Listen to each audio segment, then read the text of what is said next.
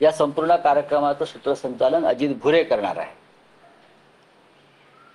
आणि सगळ्यात शेवटी एकत्रित माननीय उद्धव ठाकरे आणि माननीय राज ठाकरे यांना आमंत्रित केलं जाईल एकत्रित। आणि या दोघांनी महाराष्ट्राला, मराठी माणसाला संबोधित करावं अशा प्रकारचे ते नियोजन या कार्यक्रमाचं आहे। कार्यक्रम आटोपशीर आणि सुटसुटीत आहे। पाऊस येतोय, पाऊस जातोय। सभागृहाच्या बाहेर सुद्धा मोठ्या स्क्रीन लावून बाहेर जमलेल्या गर्दीला अगदी हाजी अलीच्या रस्त्यापर्यंत हा सोहळा पाहता यावा यासाठी सुद्धा व्यवस्था केलेली आहे।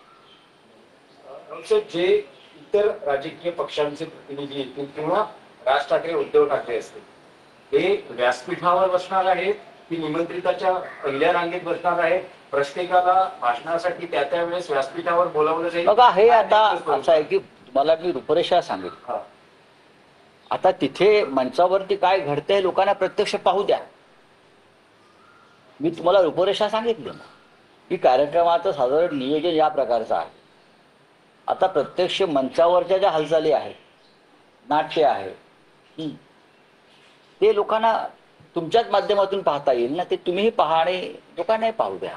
पण एक रोमांचक सोहळा हा महाराष्ट्र अनुभवेल याच्याविषयी माझ्या मनात शंका नाही। मी रोमांचक हा शब्द वारंवार वापरतोय। हा सोहळा, या सोहळ्याचं नियोजन आणि आखणी ज्या पद्धतीने केलेली आहे, रोमांचक हा शब्दच त्याला योग्य आहे।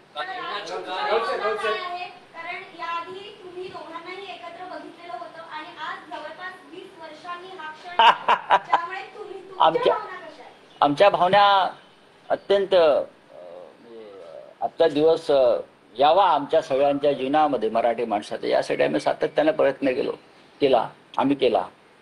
आता मी घरातून निघताना माझी आई आणि माझी पत्नी म्हणाली, या चांगला कोट घालून जा। मी लोक का? आज सण आहे म्हणे।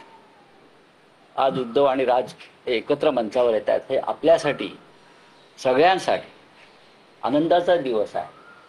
उद्या जरी आषाढी असली तरी आज सुद्धा आपण तो सण साजरा केला पाहिजे। म्हणून मला घरातून आग्रह होता की आज सुंदर एखादा कोट घालून जा, बंद गळ्याचा वगैरे। म्हणजे ह्या भावना माझ्याकडे नाहीये, या भावना प्रत्येक मराठी माणसाच्या घरामध्ये, मनामध्ये आणि हृदयामध्ये आहे।